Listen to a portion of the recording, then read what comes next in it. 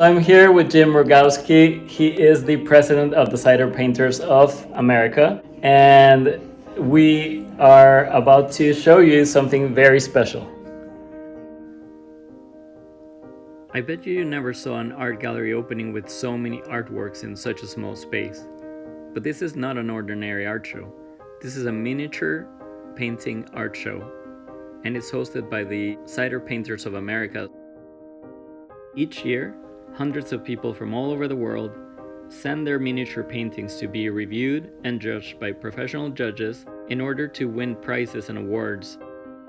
These artworks are no larger than 3 by 5 inches, and they still have the same amount of detail that a large artwork would have, which makes it extremely impressive. Well, the Cider Painters of America is an organization of miniature artists comprised of artists from all statures, backgrounds.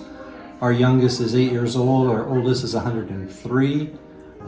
They come from all walks of life, professional artists, novices, etc. We have a contingency of artists from maybe 10 countries. We've been here since 1983, but this is our 40th show because our first show was in 1984. So we've had many shows in the region here. How did you get involved with the association?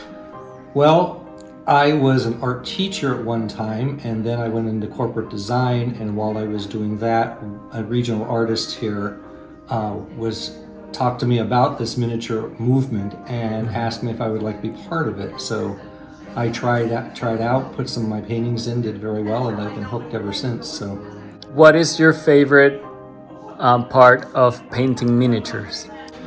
Relaxation, because I paint large paintings also, but it's more relaxing to me. So it's my way of blowing off steam from my job. Do you have any of your works here? Yes, I actually have a little landscape I did. It's in the center of this screen right here. Oh, this one, it's beautiful. Thank you.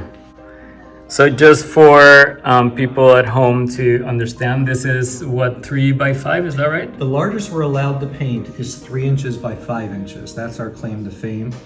Every organization in the miniature world has a requirement, and we are actually the smallest organization in terms of size. Oh, okay. Other organizations, they'll be like 56 square inches or so many inches.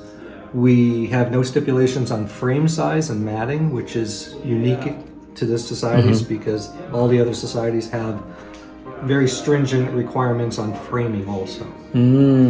The difference between ours and other societies in terms of framing is, I know in Washington, D.C., which is one of the other larger organizations, they cover their works in a glass-covered square box. So the frames can't be very deep because they won't fit underneath the glass. Oh, I see. Where ours are open, I believe having them open and exposed to the public, where you can get up front and close and personal with a magnifying glass, is much more intimate in looking at miniature art than looking through a piece of glass under a box. For sure. No, and that's true because that's my experience, right? Like, one thing that I love is that you can really get up into the painting and yeah, exactly. And also, I mean, you can use the magnifying glasses, and then you can enjoy the detail of each work. Well, some of the paintings you almost have to use a magnifying glass. Yeah. For example, this painting here, this is a woman from Germany who actually is settled now into the United States in Florida. But to the naked eye, it's a beautiful little crazy, painting. But when you start looking underneath a magnifying glass, you see every log and piece of wood is hand painted, each one individually. And even the leaves, like if you look at the leaves, it's crazy. Yep, the panes of glass, everything, the detail. Yeah. No, it's so great. What would you say to any aspiring cider painter, miniature painter that is watching this at home? Just try it. There are many new artists that we get every year, and once they start doing something like this, it's amazing because you can carry these with you and work on them on vacation and things like that, where you can't do that with a 3 foot by 5 foot piece of canvas. Yeah. If people are interested in learning more about the association and these works, where would they find you? Well, for our show, if you go on to the Cider Painters of America, we have the website at ciderpainters.com. We are the most free-thinking of organizations, I would say, because we do not have just like first, second, and third oils, first, second, third watercolors like every other major art show. We have things like the Whimsy Award. We have things like Best Architecture. We have a new one this year called I Love My Pet. So it's given to somebody who has their pets in the painting. And my mother introduced me to the miniature painting world, and I just thought, well, why can't I take what I normally do and make it miniature size? And I fell in love with it. And what I like to do is I love animals and I love landscapes, and once in a while I'll do a still life just for, it's something different to do. I'm mostly inspired by what's in front of me, what I see. Sometimes it's a photo, but most of the time it's what I see, and I'll try to capture it with a photo so that I can refer to it.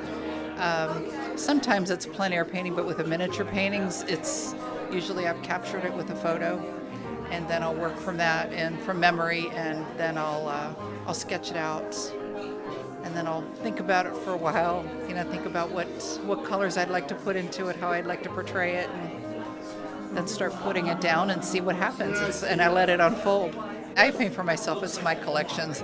And my husband is the type where he feels everything belongs to him. So. Oh, okay. How many works would you say you have collected at this point from your own work? With my miniatures? Yeah. Oh my goodness. I've only been painting miniatures for about 2 years. So I probably have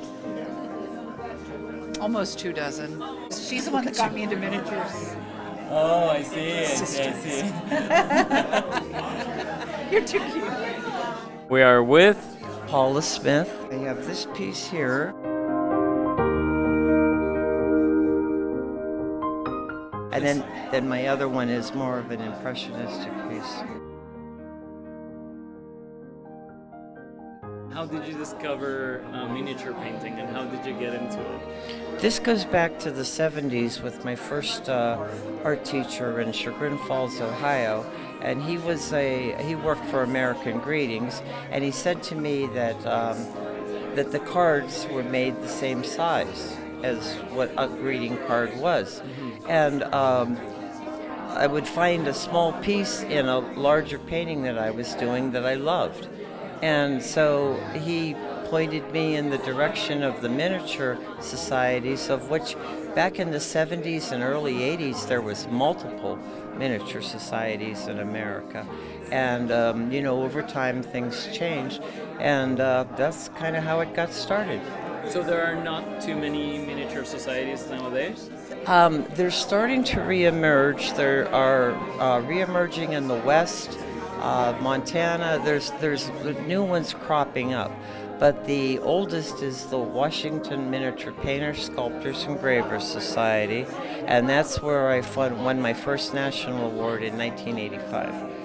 And it's 92nd year, 91st or 92nd year. How long have you been a member of this miniature society? I've been a member now of the Cider Painters for probably, I put it at maybe 10 years. I live in the Youngstown, Ohio area. Oh, okay. So you traveled for the opening We come today. here, yeah, we've been coming in for the last 5 or 6 years now. I mean, it's a really beautiful experience. When I discovered this, honestly, I was mind blown because the amount of detail that each piece of work has, and the personality packed, like punch packed, so to speak, in a miniature artwork. It's something very special. I think you don't see a lot of openings with so many works, so varied, and then also so detailed, right? It's a very unique place to be. There's a lot of work involved in it, and a lot of thinking. I don't know. I've lived in it for so long. I mean, it's the only way of life I know. I mean, I get to 5x7, I'm like lost. So, as I've painted for so small. But I would encourage people to try it out and to look into the requirements of the show, the framing and the the whole presentation of the piece, and go from there. Well, thank you so much. Well, thank you. Good luck on the awards. Thank you so much. Thank you. Thank you.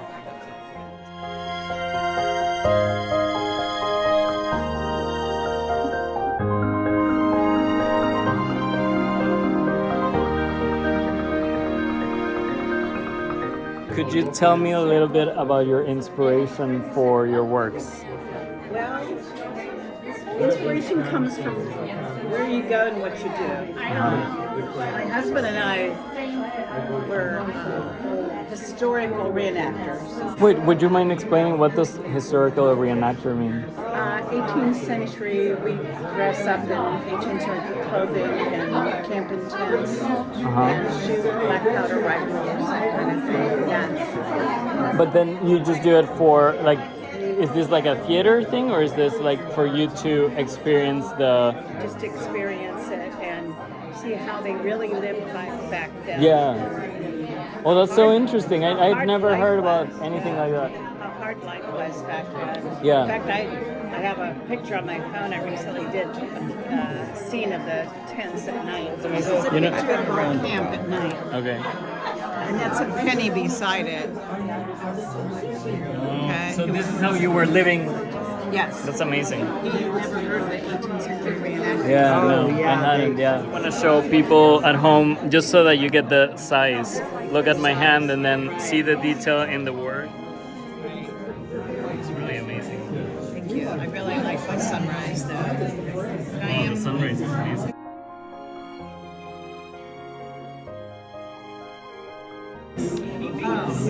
It can take weeks. Yeah. Take weeks. Because you have to use magnifying glasses. Oh. Because they're judged with magnifying glasses. Yes. And they have to be as perfect as you can get. As possible. Okay. Yeah. So it's supposed to be. It's expected to be as good as a large, in terms of the detail. Yes. A large piece of art. Yeah. How many years have you been painting in this size? And this A size, side or like a cider painter, I guess. probably 12, 14 years, I'm guessing. Oh yeah, she actually got me into this. Oh really? How did you discover cider painting first? How did I discovered miniatures back in the 70s when I could not complete a large painting. And